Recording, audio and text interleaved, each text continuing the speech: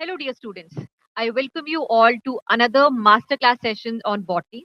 And in today's session, we will be discussing two another very important chapters, which are morphology of flowering plants and plant kingdom. So, students, in these two chapters, of course, there are few topics which are conceptual, but on the other hand, there are topics in which you have to memorize a lot of examples. You need to memorize the images, the diagrams which are given in NCRT. So in today's session, beta, we will be discussing those questions which are relevant to NEET, and definitely when you will practice these questions, the concept that I'll be discussing in today's session, you will definitely be scoring very good marks in your upcoming NEET exam. So let us begin with our session. So the first question that we will be discussing in today's session is here on your screen, and you can see that the question here is asking uh, about the labeling of the seed. Okay so यहाँ पे बेटा इस chapter में आपको diagram based questions भी आ सकते हैं. Examples तो आपको जितने भी हैं वो सब याद करने मेमोराइज करने हैं, चाहे वो मॉर्फोलॉजी ऑफ फ्लावरिंग प्लांट्स के हो या फिर वो प्लांट किंगडम के हो, whether it be pteridophytes, gymnosperms, angiosperms or algae. Okay so let us look at this question. तो यहाँ पे बेटा अगर आप देखोगे तो ये एक डाइकॉट सीड का इमेज आपको दे रखा है, एंड इसमें पूछा गया है कि भाई ए बी और सी जो लेबल किया हुआ है वो किस स्ट्रक्चर को बता रहा है. So now if you look at the options over here, A जो स्ट्रक्चर है बेटा ये सीड कोट को डिपिक्ट कर रहा है. नाउ सीड कोट जो होता है वो टेस्टा और टेगमेन से बनता है पोस्ट फर्टिलाइजेशन. अगर मैं बी और सी स्ट्रक्चर की बात करूं तो बेटा बी स्ट्रक्चर यहाँ पर हाइलम है. Now, what is hilum? It is a scar on the seed coat through which the developing seeds were attached to the fruit. Okay, so this is hilum, and C, which is labeled over here, is the micropyle. Yes, and what is micropyle? It is just about the hilum, which is it's a small pore that you need to remember. Okay, so the correct option here would be option B. Seed coat, hilum, and C will be micropyle. Clear. So यहाँ पे जैसे dicot seed के बारे में आपसे labelling पूछी गई है, मोनोकॉट सीड्स के बारे में भी आपको क्वेश्चंस पूछे जा सकते हैं. Clear. Now let us move on to the next question. Okay so another diagram based question. इस टाइप का क्वेश्चन बेटा नीट में ऑलरेडी पूछा गया है, जहां पे पेरीगाइनस ओवरी का क्वेश्चन नीट में पूछा था. Now let us look at the options here. A B C and D क्या डिपिक्ट कर रहे हैं. नाउ यहाँ पर बेटा ए जो इमेज है that is for hypogynous condition. This is hypogynous. Why hypogynous? Because यहाँ पे अगर आप देखोगे तो इस particular flower में the gynoecium occupies the highest position and all the other floral whorls are residing below it. Okay. If you look at the B image, यहाँ पे B and C अगर आप दोनों देखोगे बेटा तो यहाँ पे ये दोनों conditions जो हैं वो perigynous फ्लावर के लिए है. तो पेरीगाइनस फ्लावर क्या है? यहाँ पे गाइनोशियम जो सिचुएटेड होता है ना बेटा, it is situated at the centre, and all the other floral whorls जो होते हैं they are located at the rim of the thalamus if you see in condition of B and C. Okay example कहाँ आपको ये condition देखने को मिल सकती है? You must remember the examples also. Perigynous condition आपको रोज में, प्लम में, पीच में देखने को मिल सकती है. Okay if I talk about the image which is given at D, ये आपको एक एपीगाइनस फ्लावर के बारे में डिपिक्ट कर रहा है यहाँ पे. ओके एपीगाइनस कंडीशन आपको कहाँ देखने को मिल सकती है बेटा? क्यूक्यूम्बर में, गुआवा में.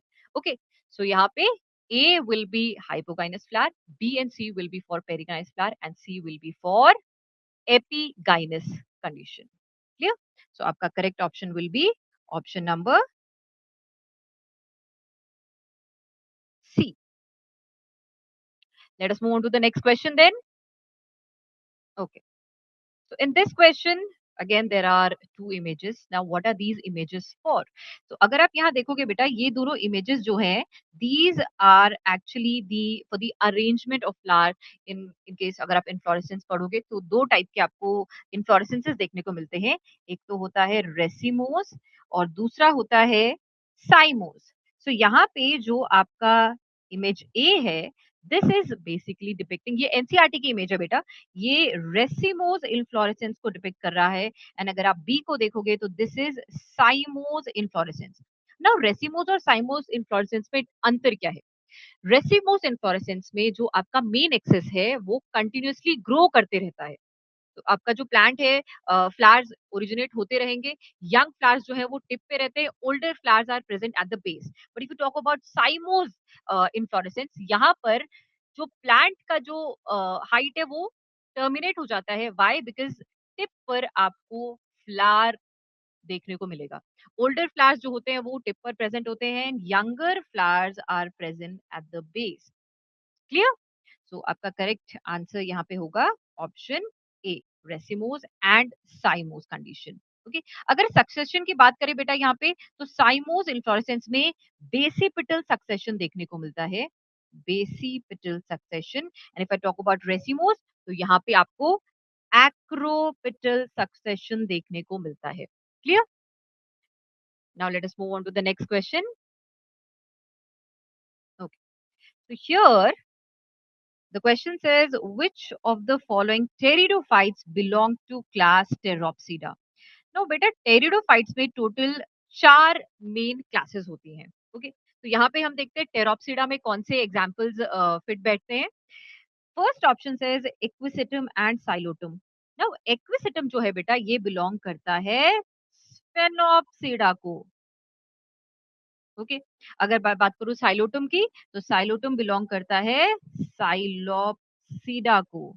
तो ये तो अपना करेक्ट ऑप्शन नहीं होगा। Now let us look at the other option, Lycopodium and Adiantum. Lycopodium जो होता है बेटा, this belongs to Lycopsida. Okay, and Adiantum of course this belongs to Pteropsida. Silaginella and Pteris. So Silaginella again this belongs to Lycopsida, तो ये भी अपना correct option नहीं होगा। If you look eight option D, यहाँ पे terrace Adiantum, ये दोनों के दोनों आपके क्लास टेरोप्सिडा को बिलोंग करते हैं। अपार्ट फ्रॉम दिस बेटा एक और एग्जाम्पल है जो आपको याद रखना पड़ेगा क्लास टेरोप्सिडा में, which is ड्रायोटेरिस। Okay, so there are three examples, Trioteris, Pteris and Edientum under the class Pteropsida. Clear? Let us move on to the next question then. Okay, so floral formula में बेटा question आपको इस साल भी NEET में देखा गया था, जिसमें सोलिनेसी फैमिली के फ्लोरल फॉर्मूला मेंशन किया गया था। तो यहाँ पे जो क्वेश्चन है, इन्होंने फ्लोरल फॉर्मूला दे रखा है एंड ये पूछ रहे हैं कि this floral formula represents which of the plant family. No, ये जो फ्लोरल फॉर्मूला है, this here is for Brassicaceae family. Okay, no यहाँ पे क्या खास चीजें हैं जो आपको याद रखनी है, ये जो सिंबल्स हैं, cross symbol which is given here, this is for an actinomorphic flower. And if you look at this particular symbol, this is for a bisexual flower. So in Brassicaceae family, we have both male and female structures in the flower, and it is actinomorphic. And if you talk about the petals, the sepals, यहाँ पे बेटा petals जो होते हैं वो crucifer form में होते हैं, इसीलिए ब्रासिकेसी की फैमिली को हम क्रूसीफरेसी फैमिली भी बोलते हैं। Okay, and apart from this there is a tetradynamous condition in Brassicaceae family. Mustard is one such example. Okay, so ये चीजें भी आपको इस फैमिली से रिलेटेड याद रखनी है। Of course, you must remember the floral diagram also for the families which are given in NCERT. Clear? So let us move on to the next question. Okay. So the question here says, which of the following plant is fumigatory and belongs to the family Solanaceae? तो यहाँ पे Solanaceae family के examples आपसे पूछे गए हैं। यहाँ पे अगर आप देखोगे बेटा, जो एग्जाम्पल्स है वो Solanaceae family के ही दिख रहे हैं, बट फ्यूमिगेटरी कौन सा है इनमें से? बेलेडोना को अगर आप देखोगे तो this is primarily used for medicinal uses, it's a medicinal plant. Okay, and if you talk about tobacco, yes, this is a fumigatory plant. यहाँ पे it is used in for commercial purposes. Okay, and the leaves are dried and they are used for smoking. If I talk about brinjal and potato, we know that these are well defined vegetables. Okay, so let us look at the next question. It is a match to column type of question. So यहाँ पे बेटा आपको again examples दिए हुए हैं different plants के, algae, pteridophyte, angiosperm and gymnosperm. So let us match it. देखते हैं कौन किससे मैच करता है। अगर हम बात करें वॉल्फिया की, सो वॉल्फिया बेटा याद रखना, it is the smallest angiosperms, बहुत ही स्मॉल एंजियोस्पर्म के कैटेगरी के अंदर आपको यहाँ देखने को मिलेगा। अगर एनसीईआरटी अगर आप देखोगे पैराग्राफ में, इट इज मेंशन कि बहुत टॉल एंजियोस्पर्म्स भी है, बहुत स्मॉलेस्ट एंजियोस्पर्म्स भी है। वोल्फिया स्मॉलेस्ट के कैटेगरी में आपको याद रखना है। टॉलेस्ट के एग्जाम्पल में एनसीईआरटी ने यूकैलिप्टस का नाम मेंशन किया हुआ है। ओके, नेक्स्ट देखते हैं बेटा, cedrus. Now it is an example for gymnosperm. And if you talk about adiantum, it is a walking fern, और फर्न जो है वो अपने टेरिडोफाइट के अंदर आते हैं। And if I talk about sargassum, this is particular plant over here is a algae. कौन सा एल्गे है बेटा ये? This is a brown algae. Clear? So this is how you will match these type of questions. So correct answer here would be option B. Okay, let us move on to the next question then. The flower are actinomorphic in. Okay, so यहाँ पे बेटा actinomorphic flower जानने से पहले ये समझना होगा कि एक्टिनोमॉर्फिक टर्मिनोलॉजी किस चीज के लिए यूज कर रहे हैं हम। So actinomorphic flower basically exhibits radial symmetry. there's a flower which you can cut in equal halves from any direction, तो उसको आप रेडियल सिमेट्री बोलते हो। बायलेटरल सिमेट्री भी होती है, एसिमेट्रिक फ्लावर्स भी हमको देखने को मिलते हैं। सो क्वेश्चन यहाँ पे आपसे रेडियल सिमेट्री वाला फ्लावर पूछ रहा है। तो let's look at the options over here. इस केस में बेटा मस्टर्ड जो है वो आपको एक्टिनोमॉर्फिक सिमेट्री दिखाता है। इट इज अ क्रूसिफर, ऐसा 4 पेटल्स रहेंगे, तो आप इसे इस डायरेक्शन से भी कट कर सकते हैं तो इक्वल हाफ मिलेगा। तो एवरी प्लेन अगर आप ट्राई करेंगे तो काफी सारे प्लेन से आपको इक्वल सिमेट्री देखने को मिलेगी। Okay, if I talk about cassia और if I talk about pea और बीन, ये सारे के सारे बेटा बिलोंग करते हैं फेबेसी फैमिली को। There's another name for Fabaceae family that you must remember. It is also called Leguminosae. Okay, तो यहाँ पे बेटा जो आपके फ्लावर होते हैं उनमें बड़ा इंटरेस्टिंग, बहुत ही स्पेशल टाइप का सिमेट्री देखने को मिलता है। Flowers are zygomorphic over here. Okay, so there is a standard, there are wings and there is keel. So यहाँ पे आप इन फ्लावर्स को एक ही प्लेन में इक्वल हाउस में डिवाइड कर सकते हैं। ओके, सो रिमेनिंग जो हमारे पास यहाँ पे प्लांट बचता है that is chilli. So chilli again यहाँ पे आपको शो करेगा actinomorphic symmetry. So the correct answer here would be option B, which includes A and D. Clear? Let us move on to the next question. The next question says perisperm is. So perisperm का mention बेटा हमने हमारे previous sessions में भी देखा था, जहाँ पे sexual reproduction in flowering plants पे भी पेरिस्पर्मिक सीड्स का मेंशन किया गया है। So you must remember that perispermic seeds क्या होते हैं? These are the seeds basically which have persistent nucleus in the seeds. Example आप मुझे बता सकते हैं क्या होंगे? एग्जाम्पल्स के तौर पे आपको याद रखना है black pepper and beet. So इन दोनों प्लांट्स में there are remnants of nucleus. Clear? Let us move on to the next question. The symbol used for zygomorphic flower. Now, what is a zygomorphic flower? We just discussed कि zygomorphic flower वो flower है जिसमें आपको bilateral symmetry देखने को मिलता है। And इसका जो symbol है जो हम floral formula में use करते हैं, that is represented as the percentage symbol. Okay. Now, what are the other symbols which are given here? Uh, used for? Let us see. जो A है बेटा, this particular symbol represents a bisexual flower. This is a used for bisexual flower. Okay. अगर unisexual होगा तो इधर वो female होगा या फिर मेल होगा। Clear? If you talk about option C, तो यहाँ पे ये एक्टिनोमॉर्फिक फ्लावर को डिपिक्ट कर रहा है, रेडियल सिमेट्री को डिपिक्ट करेगा। And B R is used to represent a bracteate flower. Okay, let us move on to the next question. Double fertilization, which includes syngamy and triple fusion, is seen in. So, what is syngamy and what is triple fusion? Syngamy beta is basically the fusion of male and female gametes. So, this process is called syngamy.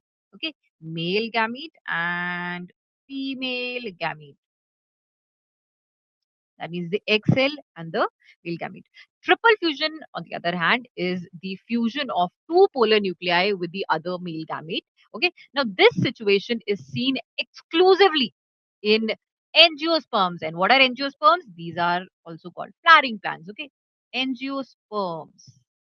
Why angiosperms are called flowering plant? Because आपको proper flower जो है वो angiosperms में देखने को मिलता है। Okay? इस कंडीशन को जहाँ सिनगैमी और ट्रिपल फ्यूजन आपको साथ में देखने को मिलता है, हम बोल देते हैं इसे double fertilization. So double fertilization भी अगर आप बोलोगे collectively it is exclusive to angiosperms. Mosses में अगर अपन बात करें ब्रायोफाइट्स की, टेरिडोफाइट्स की या जिम्नोस्पर्म्स की, यहाँ पर आपको डबल फर्टिलाइजेशन देखने को नहीं मिलेगा। But mind it, syngamy fusion of male and female gamete तो आपको देखने को जरूर मिलेगा यहाँ पे। Clear? Let us move to the next question. Gemma R. So what are gemma? Now this is another very interesting structure जो आपको ब्रायोफाइट्स में देखने को मिलता है। ओके, सो गेमा जो होता है बेटा, याद रखना, these are green multicellular asexual buds. And how do these buds form? They develop in a small receptacle called gamma cup. Okay, so they detach from the parent body and they germinate to give rise to an individual. Okay, so liver warts में आपको ये gamma देखने को मिलेगा। तो यहाँ पे अगर हम करेक्ट ऑप्शन देखेंगे, it is non green structure, बिल्कुल नहीं, फोटोसिंथेटिक है, ग्रीन है भाई ये। ठीक है, एसेक्सुअल बड है, definitely it is absent in Marchantia. No, it is present in Marchantia and it is not a unicellular bud. ये क्या है? ये तो मल्टी सेलुलर स्ट्रक्चर्स है बेटा। Okay, clear? Let us move on to the next question. The plant body is divided into holdfast type and pond in. So यहाँ पे जो आपको स्टेटमेंट दे रखी है, ये किसी एक पर्टिकुलर एल्गे से मैच करती है। अब हमें ऑप्शंस में एल्गे का नाम ना देकर एल्गे का एग्जाम्पल दे रखा है। तो इस चीज के लिए, इस पर्टिकुलर क्वेश्चन के लिए आपको दो चीजें याद रखनी है। एक तो भाई ये जो स्टेटमेंट्स दे रखी है, फीचर्स दे रखे हैं, ये किस एल्गे को बिलोंग करते हैं, और फिर आपको ये भी याद रखना पड़ेगा कि एग्जाम्पल्स क्या है इन सारे एल्गे के। ब्राउन एल्गे है, ग्रीन एल्गे है, रेड एल्गे है, ये तीन चीज आपको याद रखनी है। ओके, सो यहाँ पे बेटा जो बात हो रही है, जो hold fast type and frown होता है, ये हमें ब्राउन एल्गे में देखने को मिलता है। एंड ब्राउन एल्गे को हम पियोफाइसी भी बोलते हैं। Okay, second statement says the gametes are pyriform. Pyriform means pear shape. Okay, and bear two laterally attached flagella. Yes, brown algae में हमें ये सिचुएशन देखने को मिलती है। ना यहाँ पे अगर हम ऑप्शंस देखेंगे बेटा, तो लैमिनेरिया जो है वो एक ब्राउन एल्गे है। ओके, तो ये हमारा करेक्ट आंसर हो जाता है। Let us look at the other options also. कारक की अगर अपन बात करें बेटा, तो this particular organism over here is a green algae. ठीक है, and it has a completely different thallus. It is a multicellular green algae. अगर हम पॉलीसाइफोनिया की बात करें बेटा, तो this is a red algae. Okay, red alga है ये। और मार्केंचा की हम बात करें तो ये एल्गा है ही नहीं, दिस इज ब्रायोफाइट। और कौन सा ब्रायोफाइट है? इज इट अ मॉस और a liverwort? It is a liverwort. Okay, so यहाँ पे प्लांट बॉडी आपका मार्केंशिया में होल्ड फास्ट या टाइप के फॉर्म में नहीं है, it is to a dorsiventral thallus. Clear? Let us move on to the next question. Green algae have a rigid cell wall made up of an inner layer of A and outer layer of B. So you have to find out what is A and B in this particular question.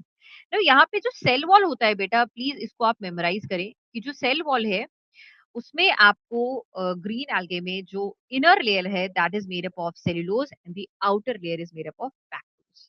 Okay, so ये just fact based question है जो आपको याद रखना होगा। Clear? Cellulose in general भी हमें plants में और एल्गे के अंदर भी देखने को मिलता है, जो इनका मेन कंपोजिशन है सेल्यूलोज रहेगा। ओके, गैलेक्टिन्स, मैनन्स, ये सारी चीजें आपको देखने को मिलेंगी। Clear? Let us move on to the next question. We have a match the column type of question here. So यहाँ पे बेटा आपको एस्टिवेशंस मैच करने के लिए दी गई है विद द एग्जांपल्स जो कि यहाँ पे अलग-अलग प्लांट के नाम दिए हुए हैं। सो let us look at the aestivation and example कौन से इसमें फिट बैठेंगे। इम्ब्रीगेट एस्टिवेशन। सो इम्ब्रीगेट एस्टिवेशन जो है बेटा वो गुलमोहर में पाई जाती है। ओके। अगर हम ट्विस्टेड एस्टिवेशन की बात करेंगे तो twisted aestivation is found in case of cotton. अगर मैं पूछूं कि कॉटन के अलावा और किस प्लांट में आपको ये देखने को मिल सकती है तो एनसीईआरटी इज मेंशन की कॉटन के अलावा चाइना रोज है, ओकरा है, इसमें आप ट्विस्टेड एस्टिवेशन देख सकते हो। मालवेसी फैमिली के मेंबर्स में अगर मैं बोलूं तो वेक्सिलरी एस्टिवेशन, ये बड़ा यूनिक एस्टिवेशन है जो कि हमें फेबेसी फैमिली में देखने को मिल रहा है, पी प्लांट के अंदर देखने को मिलेगा। ओके। अगर मैं बात करूं वैल्वेट एस्टिवेशन की, so valvate aestivation will be seen in case of calotropis. Okay. तो ये हमारा करेक्ट मैच होगा यहाँ पे। Correct match will be option B. Clear. Question says select the incorrect statement with respect to mosses. So moss यहाँ पे बेटा again हमारे ब्रायोफाइट्स है। Let us look at the options. Option A says predominant stage in life cycle is gametophyte. Yes, जो भी आपके bryophytes होते हैं उनमें डोमिनेंट फेज जो होती है वो हैप्लॉइड स्टेज होती है which is gametophyte. Okay, which is photosynthetic independent. अगर बी ऑप्शन की बात करें तो it says they have an elaborated mechanism of spore dispersal. Yes, mosses में अगर हम लिवर वॉट से कंपेयर करें तो they have an elaborated mechanism of spore dispersal.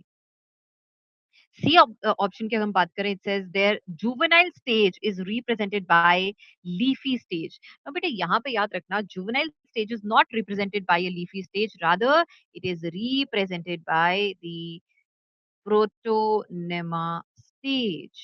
Leafy stage protonema stage के बाद डेवलप करेगा। ओके। सो जो प्रोटोनेमा स्टेज है it develops directly from the spores. And if you look at the D option, it says vegetative reproduction occurs by fragmentation and budding in secondary protonema.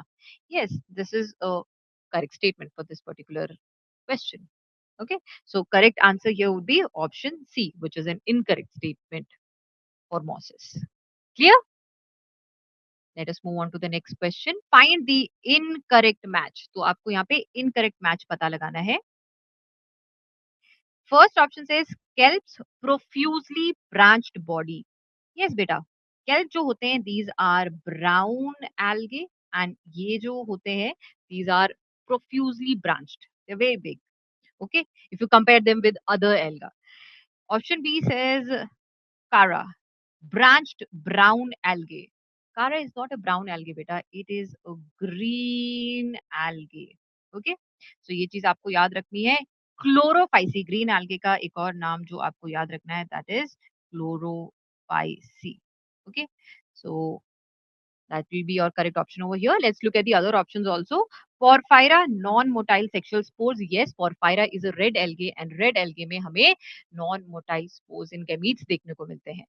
If I talk about option D, Gelidium belongs to Rhodophyceae. Yes, what is Rhodophyceae? This is the term used for red alga. Okay, let us move on to the next question. Okay, so this question is interesting. Here you need to find out what A, B, and C are according to this question. तो जो ए है बेटा यहाँ पे आपसे बोल रहा है कि क्या सिट्रस में फ्रूट प्रेजेंट है कि नहीं है। ना फ्रूट हमें देखने को मिलते हैं एंजियोस्पर्म्स में एंड सिट्रस जो है दैट्स जिम्नोस्पर्म। तो जिम्नोस्पर्म के अंदर बेटा फ्रूट प्रेजेंट नहीं होगा। So embryo is present, seed is present but fruit is absent. So A में हमें एब्सेंट चाहिए। ठीक है। अगर मैं बात करूं पॉलीट्राइकम की, सो पॉलीट्राइकम है क्या, सबसे पहले हमें ये देखना है। Polytrichum is a moss, it is a bryophyte and bryophytes में बेटा एम्ब्रियो बनना चालू हो जाता है। क्लियर। सीड्स एब्सेंट होते हैं, सीड्स हमें जिम्नोस्पर्म से देखने को मिलती है। टेरिडोफाइट्स में सीड हैबिट का प्रिकर्सर हम बोल सकते हैं। ठीक है, बट सीड्स टेरिडोफाइट में भी नहीं बने थे एंड फ्रूट्स तो will definitely be absent in this situation. Equisetum, what is equisetum? Equisetum बेटा आपका टेरिडोफाइट है। टेरिडोफाइट। तो टेरिडोफाइट में अगेन एम्ब्रियो प्रेजेंट होगा, सीड्स आपके एब्सेंट होते हैं, सीड बने नहीं है बेटा अभी तक। ओके, एंड फ्रूट भी डेफिनेटली एब्सेंट है। So the correct option here will be option D, which says B is present. This is present, and C is absent. The other options, one thing or the other is incorrect. Clear? So let us move on to the next question.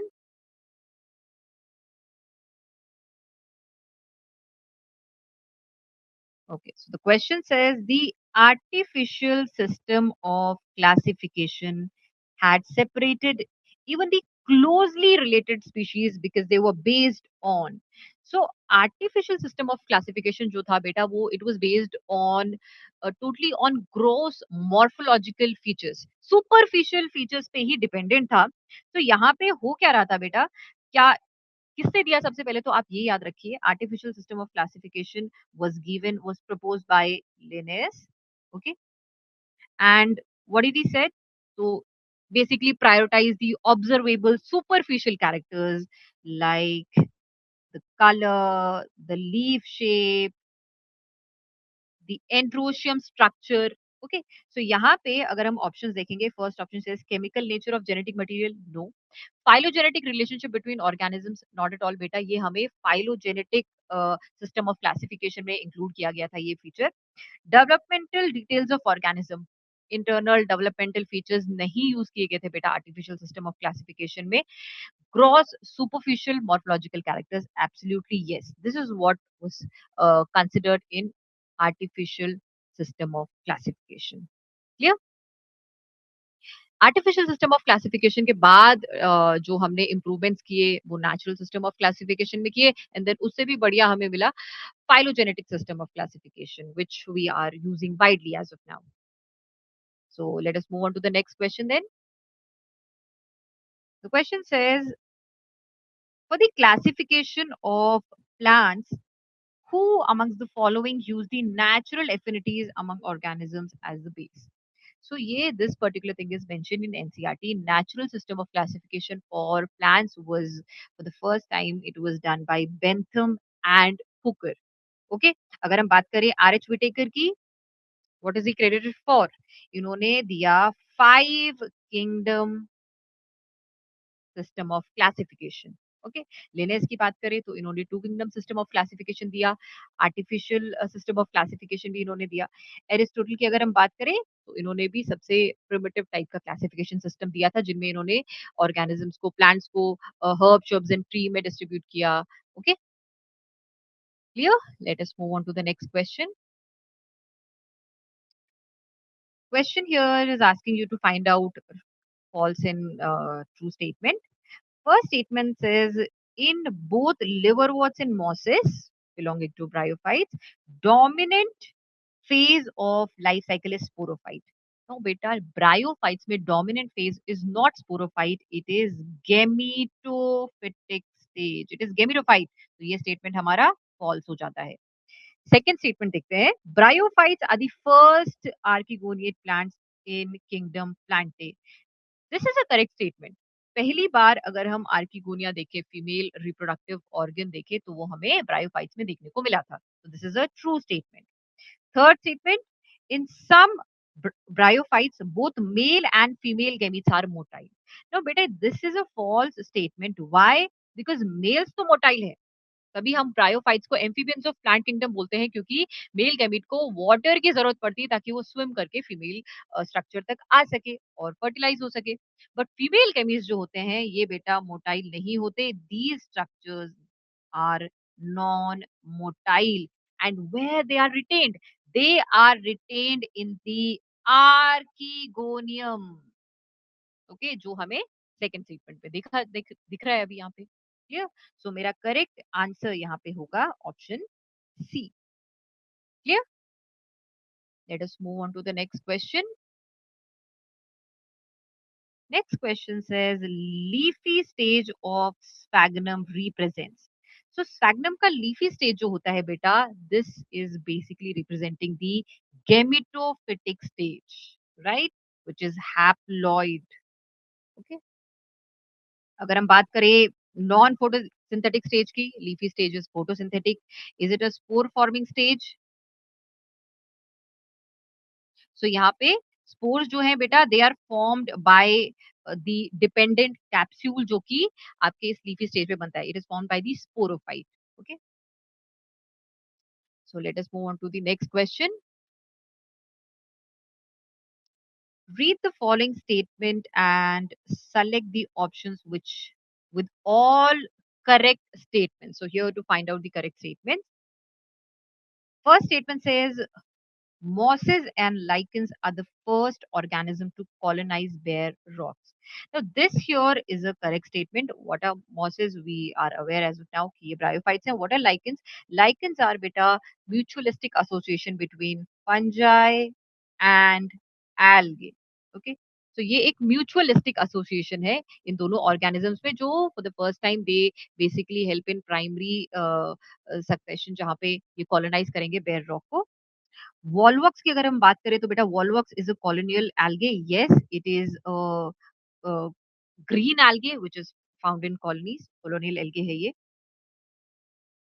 Third option stem are usually branched in both cycas and cedrus. now बेटा cycas के अंदर हमें unbranched stems देखने को मिलते हैं.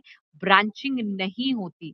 Branching किस में देखने को मिलेगी आपको? सेड्रस में देखने को मिल सकती है और किस में देखने को मिल सकती है? पाइनस में भी आपको ब्रांचिंग स्टेम्स में देखने को मिल सकती है in case of gymnosperms. Okay. So correct option जो होगा मेरा यहाँ पे हो जाएगा option A. A and B are correct statements. Clear?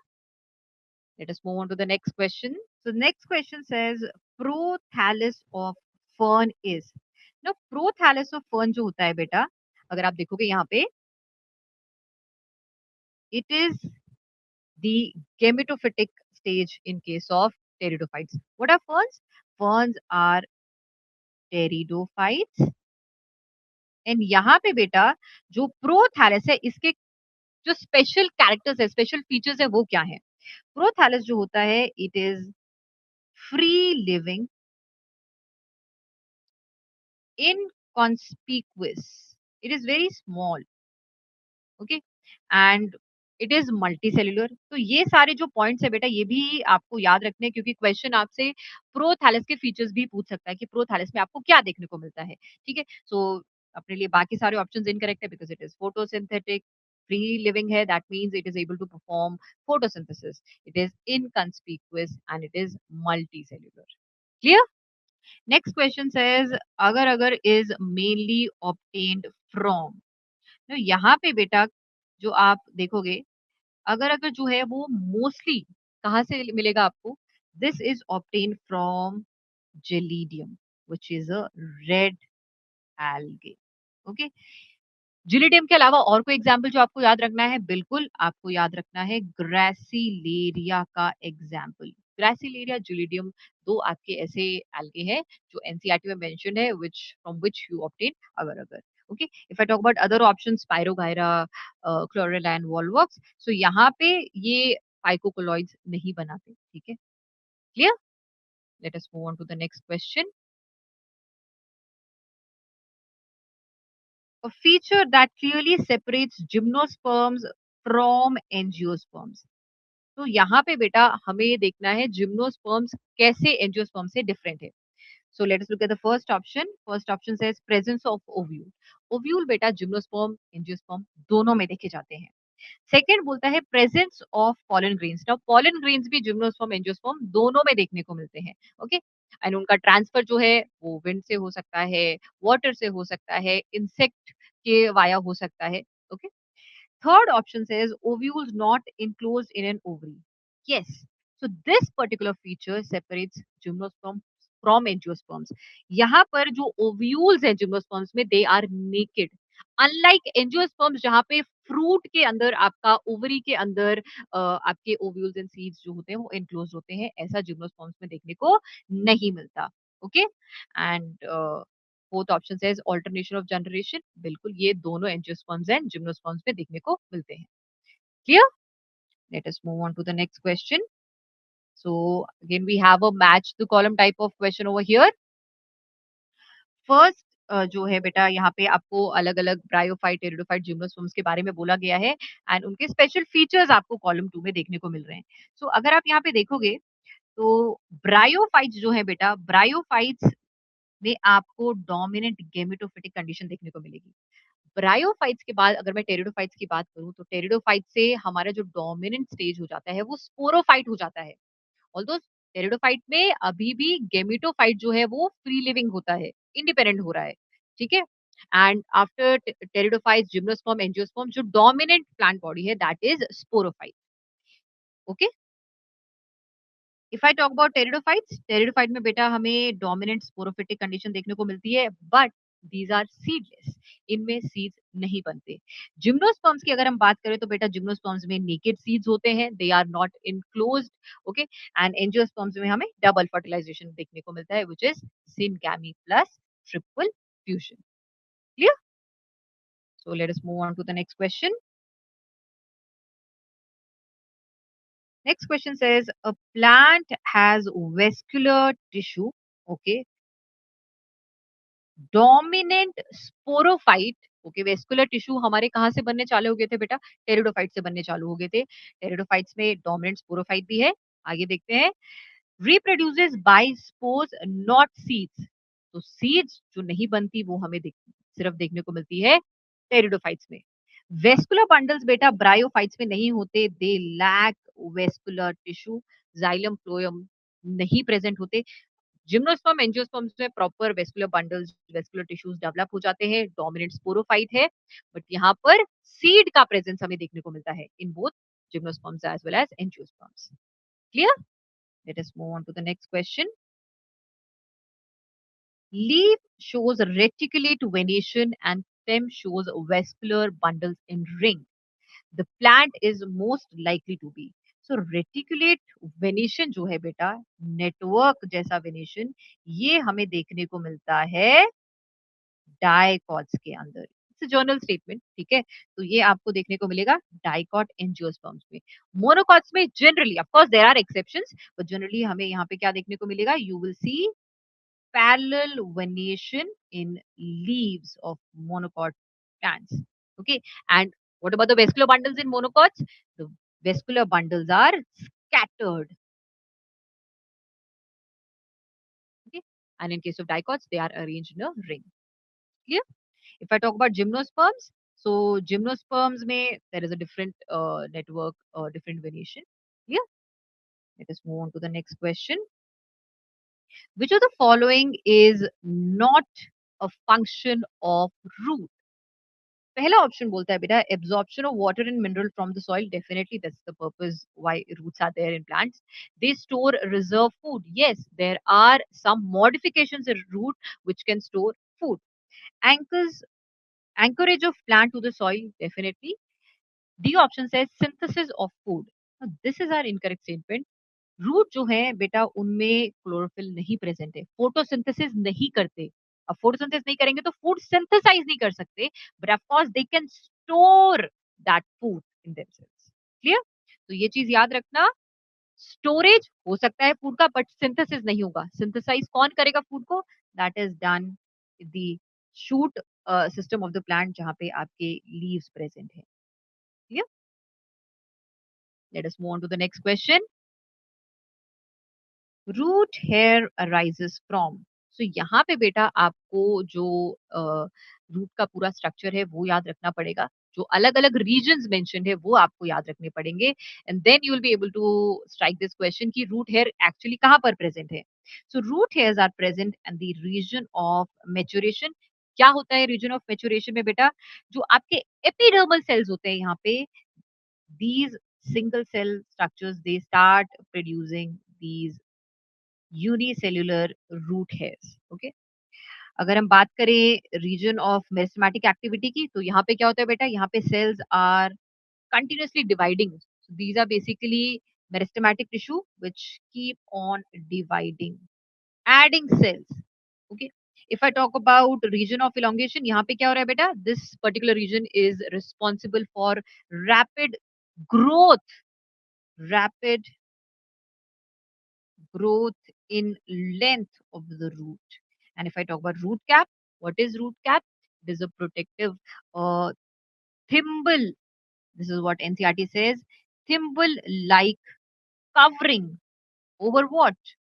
At the apex, at the tip, over the region of meristem. Root apical meristem के just बाहर आपको ये कवरिंग देखने को मिलेगा. Okay, clear? Let us move on to the next question. Which of the following statement is correct? तो यहाँ पे हमें ऑप्शंस दिए हुए हैं and we have to find out the correct statement. So please always underline, अगर आप correct incorrect mentioned है क्वेश्चन में, आप उसे जरूर अंडरलाइन करिए so that you never miss कि क्वेश्चन आपसे क्या पूछ रहा है. Okay, first statement says in palmately compound leaf, leaflets are attached to a common point. Yes, definitely. This is the correct statement over here in this question. Palmately compound leaf में सारे leaflets they are attached to a common point. किसमें आप ये देख सकते हो palmately arranged leaf? अगर आपसे एग्जाम्पल पूछ लिया जाए क्वेश्चन में, so this you will see in case of silk, cotton. Okay. Let us look at the other options. In Calotropis, a single leaf arises at each node, hence alternate phyllotaxy. नहीं बेटा, Calotropis में हमें alternate phyllotaxy देखने को नहीं मिलती. What we see is opposite phyllotaxy. Okay. C option says in Elstonia, a pair of leaf arise at each node opposite to each other. नहीं बेटा, एल्स्टोनिया में हमें देखा जाती है, हम देखते हैं world arrangement. Okay. D option says in some monocot plants the leaf base may become swollen, known as pulvinus. Now बेटा ये जो pulvinus है ये हमें monocots में नहीं, किस में देखने को मिलता है? Leguminous plants में, which is a dicot, not monocot. Okay, so ये dicots में देखने को मिलता है. Clear? Let us move on to the next question. Dash phyllotaxy, a pair of leaves arise at each node and lie opposite to each other as in dash plant. So you have to fill the appropriate uh, option pick करके यहाँ पे आपको fill करना है. So यहाँ पे बेटा pair of leaf arise at each node and they lie opposite to each other. ये situation जो है वो हमें opposite phyllotaxy में देखने को मिलती है. Now यहाँ पे दो options में हमें opposite phyllotaxy दिखा हुआ मिल रहा है. बट हमारा करेक्ट एग्जाम्पल जो होगा that will be Calotropis. Hibiscus बेटा जो है वो आपका ऑल्टरनेट फाइलोटेक्सी शो करता है, ना कि opposite. Correct answer will be option C. Clear? Let us move on to the next question.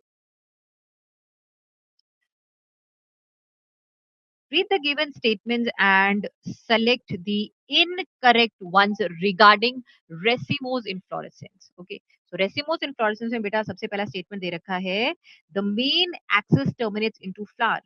तो racemose जो इन्फ्लोरेसेंस होता है वो तो बेटा कंटिन्यूअसली ग्रो करता रहता है indefinitely. It will keep on growing. Why? Because the younger flowers they are formed at the tip. Terminate नहीं करेगा वो. ठीक है, so this is a false statement. ये हमें कहाँ देखने को मिलेगा, कौन सा इन्फ्लोरेसेंस में? This condition will be seen in case of cymose inflorescence. Okay. Second statement.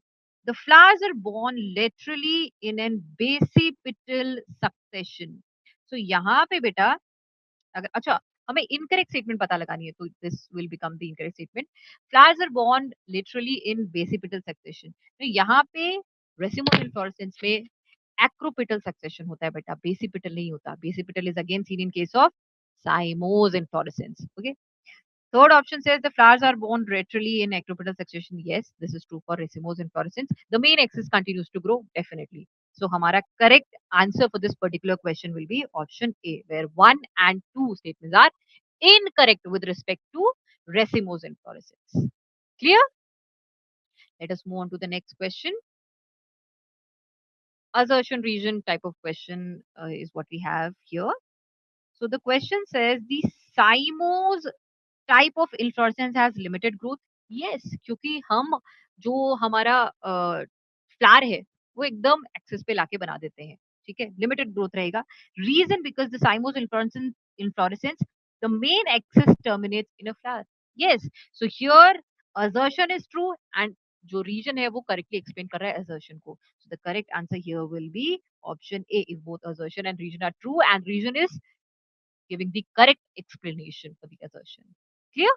So जैसे आपसे साइमोस पे क्वेश्चन पूछा गया है ऐसे रेसिमोस पे भी पूछा जा सकता है. So you must be prepared for that also. Clear? Let us move on to the next question.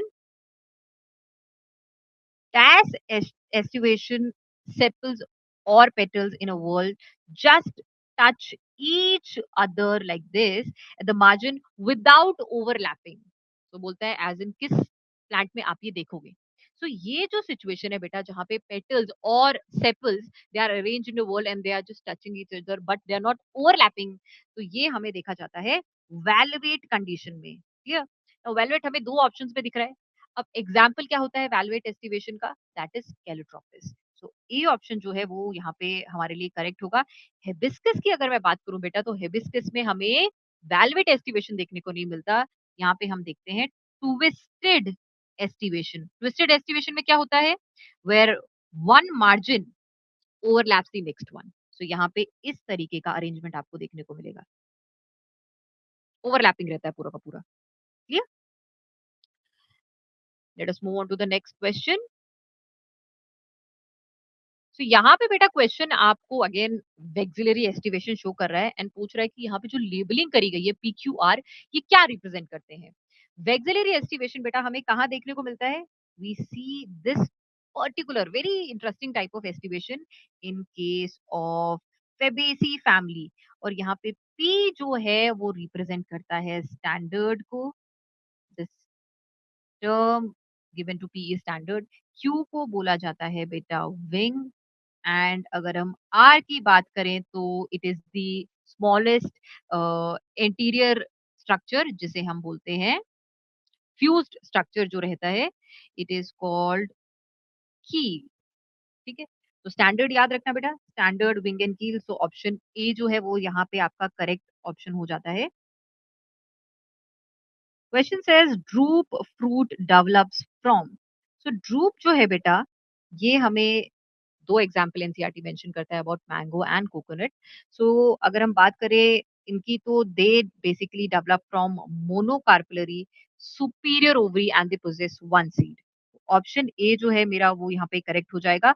और अगर मैं बात करूँ कि यहाँ पे ड्रूप में मैंगो में आपका कौन सा एडिबल पार्ट होता है, सो मैंगो में the fleshy edible part is mesocarp. और यही अगर मैं कोकोनट की बात करूँ, कोकोनट में mesocarp is not edible, that is तो fibrous. Okay.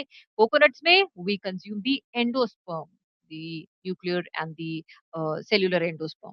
Clear? Let us move on to the next question. Next question says select the correct statement. Okay, so हमें correct statement पता लगानी है and इस type के questions NEET में पूछे जा रहे हैं आजकल जहाँ पे लेंदी स्टेटमेंट्स दी होती हैं and then you have to pick out correct और incorrect, right. So first option says stamens are said to be epipetalous when attached to the petal. Now this is a correct statement. Epipetalous condition तब होती है बेटा जब आपके stamens petal के साथ attach हो जाते हैं. Second statement, stamens are said to be epiphyllous when attached to the perianth. Yes. Perianth क्या होता है बेटा, पेरियंथ इज अ कंडीशन जो कि आपको लिली के अंदर देखने को मिल सकता है, राइट. जहाँ पे पेटल्स और सेपल्स आपके आप डिस्टिंग्विश नहीं कर सकते, टेपल्स हो जाते हैं. उस कंडीशन में अगर सेमेन अटैच होता है पेरियंथ के साथ तो it is called epiphyllous condition. Third option, in China rose stamen are monadelphous. Yes. China rose में जितने भी आपके स्टेमन्स होते हैं they basically fuse in a single bundle. उस सिंगल बंडल को बोल देते हैं monadelphous condition. Fourth statement, in citrus stamens are diadelphous. तो बेटा यहाँ पे जो स्टेटमेंट है वो इनकरेक्ट हो जा रही है. क्यों? क्योंकि सिट्रस में स्टेमन्स डाइएडल्फस नहीं होते, दो बंडल्स में नहीं है, बहुत सारे, they are fuse into multiple bundles and इस सिचुएशन को बोलते हैं polyadelphous condition. Okay. So not डाइएडल्फस.